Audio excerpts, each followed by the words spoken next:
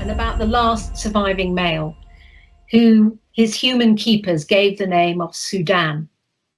And by the time he reached the end of his life, and he was back in his native continent in Africa, he had to be guarded by armed guards 24/7, because the value of the horn he carried on his face was so great that many of the people from the impoverished communities around the reserve where he lived would be driven to kill him for that horn. The documentary was wonderful. It followed his life.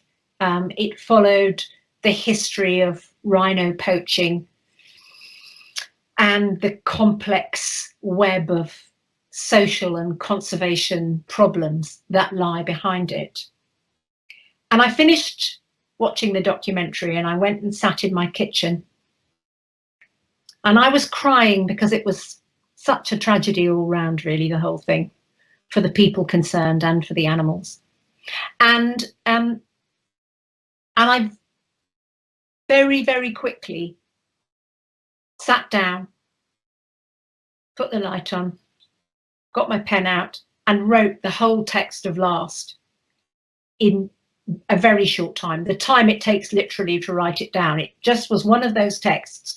It happens occasionally, I wish it happened more often, that just came down my arm onto the page. And the really strange thing was, I knew that it would be a difficult text to read, but I also knew that I absolutely had to illustrate it. Now that was a really bonkers thing for me to think, because I've never illustrated anything. I've always, been interested in art, and I've always done a bit of drawing, but I'm not trained in any way.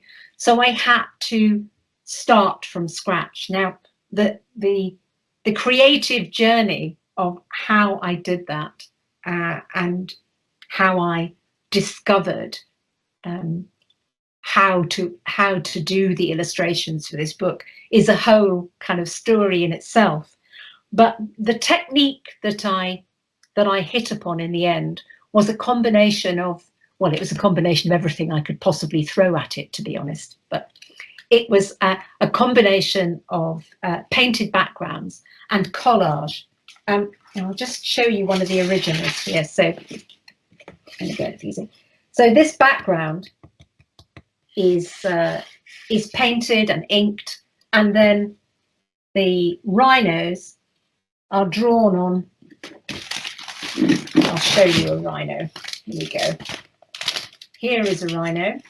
There we go. There's a rhino, freestanding rhino. So the rhinos and the figures were all done as collage. Now, practically speaking, that meant lots of good things, like I didn't have to paint the backgrounds lots of times. I could paint the backgrounds and then fiddle around with the figures without having to repaint it every time I changed it.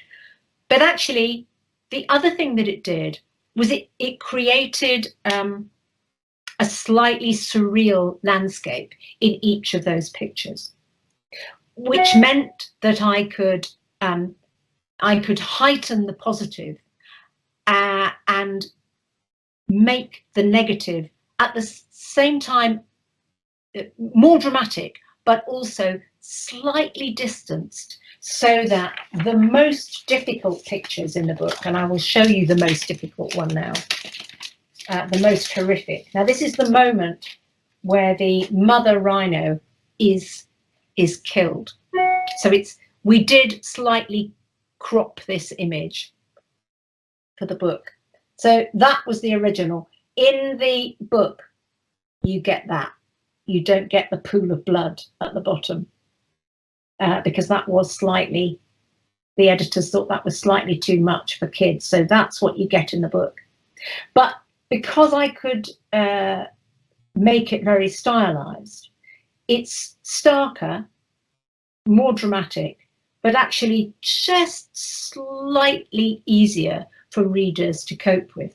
And the other thing that the collage allowed me to do was to put lots of messages into the pictures that that readers would get maybe on multiple readings, because of course that's the fantastic thing about picture books.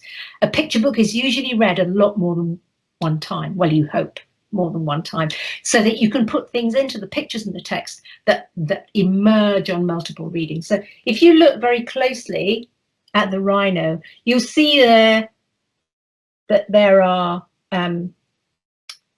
printed words in various languages on the rhino, and similarly on the human figure. So whenever a figure in the book, particularly the animals, were under the influence of humans, so obviously that rhino is very much under the influence of humans, having just been shot by a human. But whenever the animals were under the influence of humans, here's the baby rhino in the zoo, they had writing on them. The writing wasn't random, but the writing symbolized that human influence. And I chose the writing. It's a mixture of advertising slogans and excerpts from very famous environmental speeches, randomized, put through Google Translate in various ways, and with all sorts of fonts. But you can sometimes trace those slogans. You can sometimes pick some of those up. And that was there to make this ubiquity of human influence very obvious. The other thing that I wanted to do with this text was I wanted to put a story in that wasn't simply about the rhino, that was also about the human involvement in conservation. But I wanted that to be a visual story, not a story that was in the text. So in the book, you will see this little figure. I'll bring her up really close. There she is. And you see her at various stages in her life. In this picture, she's a very young child meeting the rhino in the zoo for the very first time. And there are a couple of things to say about her. First of all, she's female. And second, she's a person of colour. And the visual story that appears in the pictures but not in the text shows her at various stages of her life. And what happens is that she sees this little rhino as a child and makes a connection with him in the zoo. And she is then the person who instigates his return to the wild in Africa. And I really, really wanted that person, that biologist, that conservationist, to be female and to be a person of colour. When I was growing up, and when I first worked for the BBC Natural History Unit, the visual story of conservation in Africa was that conservation was done by white Europeans or white Americans or white South Africans. Anyway, somebody white, not somebody black and indigenous to the places where these animals came from. Now that, I'm very, very happy to say, is not the modern story. The modern story is that indigenous African people in countries all over Africa are now absolutely involved in the conservation of their own wildlife as biologists, as vets, as rangers, as scientists, and as artists, talking about photographing and representing these conservation stories. And so I really, really want, and many of them are women. So I really, really wanted the person who returned the rhino to the wild to be this young woman of colour. Of course, in the real world, what happened to the real rhino is that he died and was the last rhino of his subspecies. In my story, there she is, watching over the birth of a wild African northern white rhino, which is something now that can never happen. And that's a really, really hard story to tell. But there is a little bit of hope, and it's hope that I represent in this book in the postscript. There you can see Sudan the Rhino before his death with his lovely keeper, who was a really fantastic person. Sudan left something of himself behind. He left sperm in a sperm bank. And southern white rhinos are closely enough related to northern white rhinos for potentially hybrid calves to be born by IVF in future and returned to the wild. I am always thinking of new things to write about and new ways to get my message across.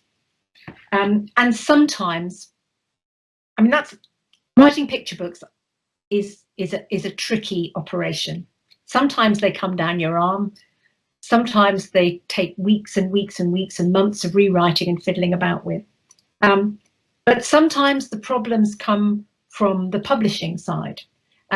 I wrote a book called Perfect a little while ago, a few years ago now, probably nearly 10 years ago actually, about the birth of a disabled child, because I wanted to open up conversations about disability from the point of view of siblings, and I knew quite a few families where the siblings had really struggled when a disabled baby had been born in their family.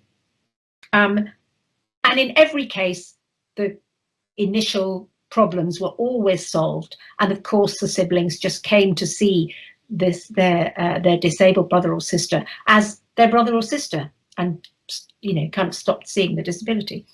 But it's very important for children to be able to talk about these things. So I wrote a text about that. Nobody would publish it. Nobody would touch it with a barge pole. I tried absolutely everybody. And then I met a fantastic illustrator, quite by chance, a woman who is now one of my greatest friends, extraordinary artist called Kathy Fisher. And Kathy did the illustrations, and together we took it to a small Welsh publisher, Grapheg, with whom I've now done many books, and they published it. It was made into a theatre production, and I've had criticism for doing it because I'm not disabled myself, because I don't have a disabled family member. Well, not in my immediate family anyway.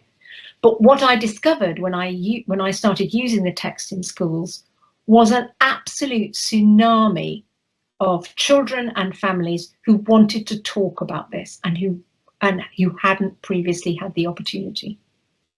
And it also opened up conversations with children about othering of various sorts, because actually disability as a label it's just another kind of othering. It's another kind of saying, okay, you're different, you can't do this, whatever it is. But many children, particularly from multicultural schools, talked about how they had experienced similar things because they didn't come from the dominant culture. So it was a text and pictures, it's a picture book that opened up all these conversations. And as a result of that, I think Kathy and I got a bit braver. And so we did this book, which is about the death of a father. And it follows quite closely, although in a very kind of subtle way, the various stages that people go through when they lose a close family member. So in this story, there is a pond being built at the beginning, and the father is talking to the child about the pond and promising all the things that are going to be there. But he dies before the pond is completed. So there's just this great big muddy, messy hole in the back garden. And of course, you know, that's what you feel like when you lose someone close to you. There's a great big muddy, messy hole inside of you that's just too ghastly to even talk about. And water gathers at the bottom of this pond. And into this water, a duck flies. And the child gets the hose pipe and fills up the muddy, messy hole. Unfortunately, because it isn't a proper garden pond, the muddy, messy hole breaks and the muddy water washes into the kitchen and everybody is angry. And the child is under the bed, screaming and yelling, angry with Dad for dying. But gradually, over the ensuing months, what happens is that the mother takes on the role of completing the pond. And as a family, they watch life return to this pond. And they keep a record of the pond. And they talk about how Dad would have loved it. And eventually, when they move away, at the very end of the book, and by the very end of the book, you can see through Kathy's beautiful illustrations that both the children are now 2 or 3 years older. When they leave, the very first thing they decide to do at their next house is to build a pond.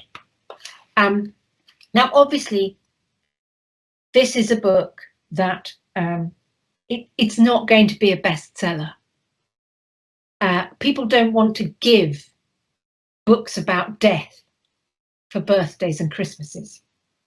However, it is a book that sadly some families will always need. And that's another reason to write about big things for little people. Because going back to what I said at the start, we can't protect our children from the difficulties of life. We can't make mortality go away. We have to have those conversations. Because however much we try and make our children's childhoods wonderful and sun-filled, terrible things may intervene, and books can help children cope, can help children rehearse their emotions in a safe context. That has actually always been the function of literature, and particularly children's literature. So I'm very grateful that there are some publishers like Wonderful Graphic Books in Wales who are prepared to put up with the fact that this book isn't going to sell thousands and thousands of copies. It may only sell tens or hundreds of copies, but each one of those copies will do a really good and important job in the world.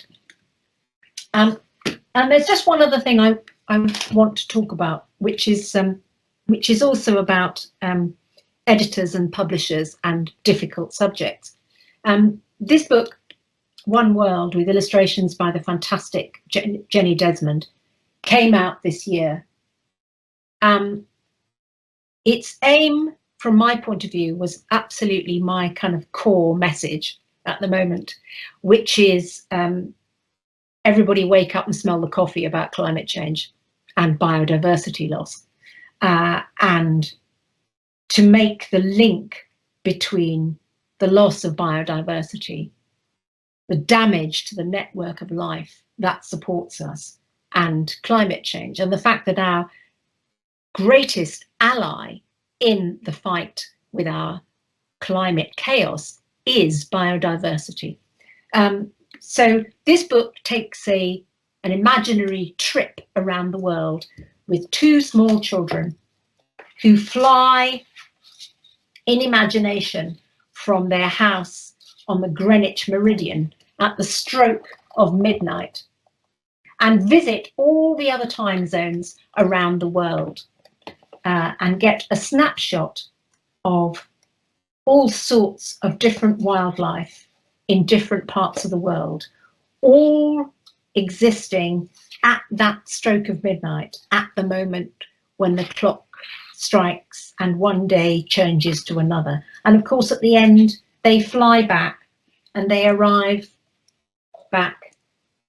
And it's Earth Day, the day when we celebrate the wonderful, amazing beauty of our planet, which happens to be April the 22nd. And actually, if you look around the world at what's happening on April 22nd in various habitats in different places in the world, it's a really, really good time to travel, because there's lots of exciting stuff happening in both the northern and southern hemisphere. But it's also a call to arms, this book, because the last words are, wake up, because tomorrow is already here. So the symbolism of the clock striking and the wake-up call are a very, very clear message and a very, very clear call to arms. There was a lot of discussion about this book with my British editor. When it went to my American editor, she simply went through and took out every single environmental message in the book. Just went through them with a pen. So that instead of being a book that said, okay, so here's the gibbons in the tropical rainforest. This is the only bit of tropical rainforest left because all of it's been cut down further down the mountain, but they're still okay here. We just got, here are the gibbons in the rainforest. Next page. Every single environmental message, everything that wasn't just celebratory, was removed. I normally am quite a good-natured negotiator about my texts. You know, I'm quite prepared to listen to editorial input, and I argue in a very sensible, quiet, reasonable way. But when I saw this proposed edit from my American editor, with whom I've worked for 25 years, I strongly suspected that there was somebody leaning on her from higher up the organization, or maybe she was just absorbing the Trumpian messages that were around her. Whatever it was, I realized that I was not going to negotiate about this at all. So I did something I've never done before. I went straight to the nuclear option. And I said, right, this is censorship. This isn't editorial judgment. This is censorship. You are censoring messages that children need to hear. And you can publish this book like that, but if you do, you take my name off the front. And I really, it wasn't a decision, that I really, really meant it. And I am happy to say that I won the battle. So this book, complete with its strong environmental message and its strong message of hope, actually. Nicola, can you hear me? Yes. Yes, I can. I'm stopping now. First, don't worry. Sorry. No, first I want to say, I don't know if you heard the round of applause that we just had here. Thank you. In the auditorium. Thank you. Secondly, I have to say 5 minutes.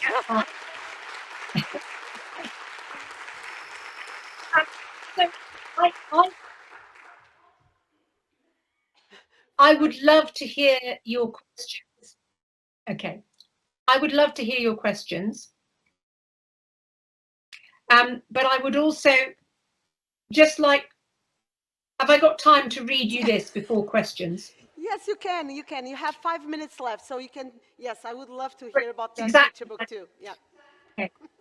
Okay. So I'm not going to tell you anything about this, except that it is a celebration of the UN Convention on the Rights of a Child. which is the most powerful international legislation ever agreed on, really, by the UN. And every single child in the world can call on it to help them in their lives and also in their fight with climate change. So here it is. When you were born, a song began. Sometimes it didn't sound much like a song. Sometimes no one could hear it. But it was there in every heartbeat, every breath, tiny, fragile, and unique. A melody the world had never heard before. It needed love to help it grow, to keep it sheltered and protected, nourished, cherished, celebrated. It needed naming and belonging, a home to call its own, arms to hold it safe in warmth and welcome. Then with each new step and word, your song picked up its rhythm. It soared, explored. It learned the blue of sky, the green of leaves, the red of dawn and sunset. All around you, everywhere, other songs are singing.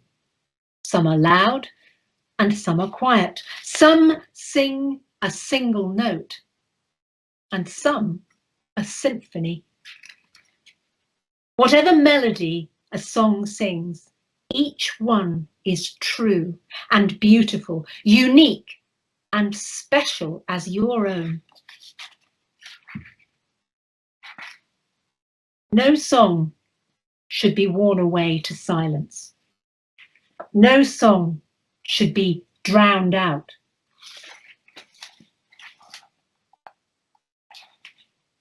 Nor stolen and made to sing the tune of darkness, hate and war.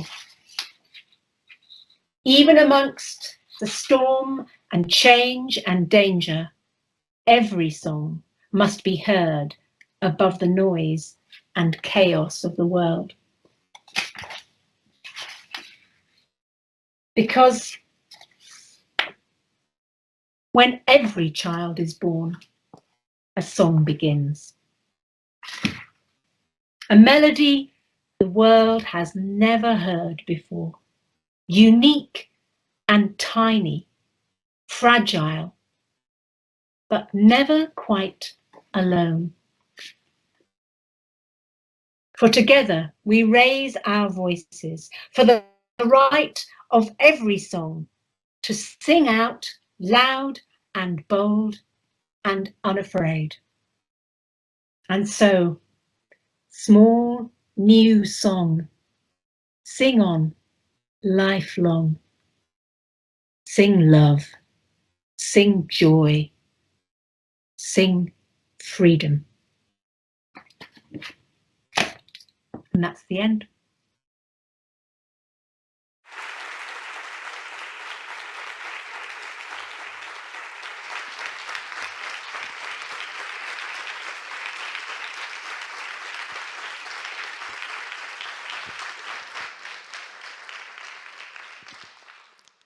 Thank you, Nicola. That was a wonderful way to end your presentation, your talk, your session. So I don't know if you have any questions on the Mentimeter. If you haven't, you can now ask your questions on Mentimeter. Can you please? Yeah.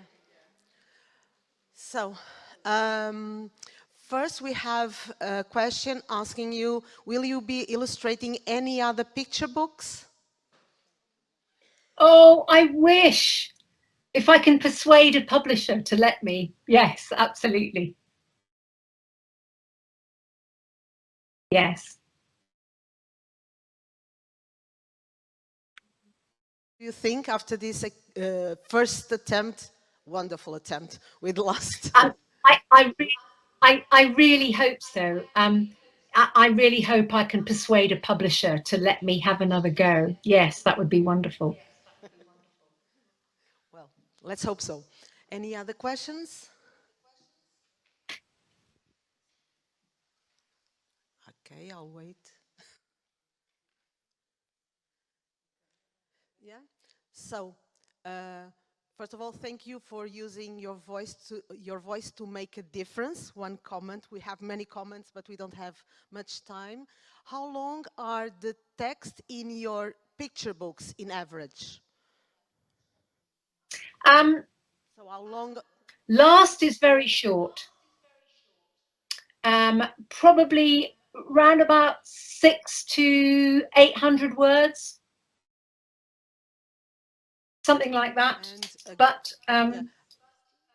I don't always write picture books.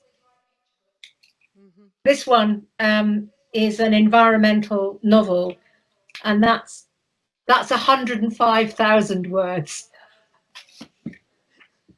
Yeah. Any other questions? So what comes first, the text or the pictures? Text.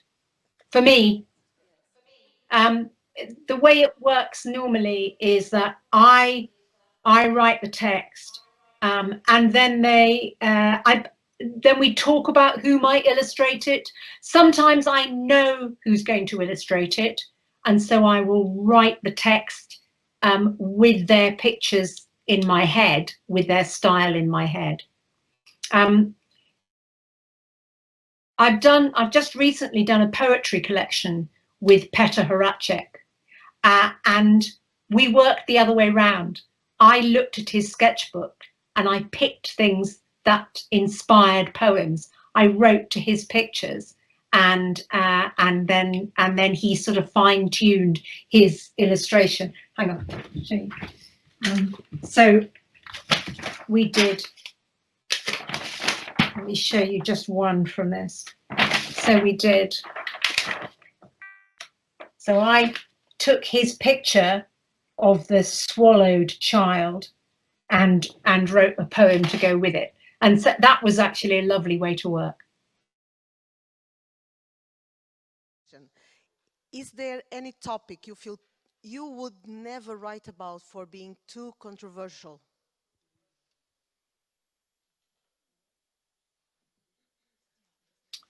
No. Simple answer. No.